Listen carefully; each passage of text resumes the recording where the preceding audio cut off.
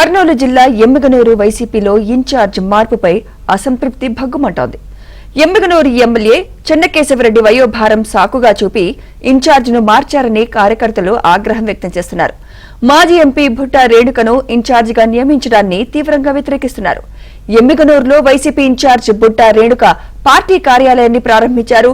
ఈ కార్యక్రమానికి వైసీపీ నేతలు, కౌన్సిలర్లు దూరంగా ఉన్నారు.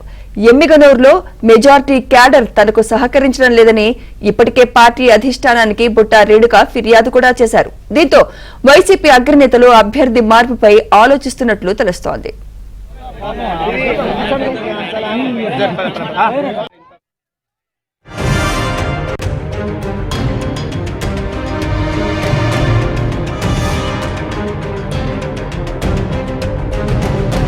ఎమ్మిగనూరు ఎమ్మెల్యే చెన్నకేశవరెడ్డి వయోభారం సాకుగా చూపి ఇన్ఛార్జ్ను మార్చారని కార్యకర్తలు ఆగ్రహం వ్యక్తం చేస్తున్నారు.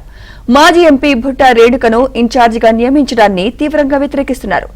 ఎమ్మిగనూరులో వైసీపీ ఇన్ఛార్జ్ భుట్టా రేణుక పార్టీ కార్యాలయాన్ని ప్రారంభించారు.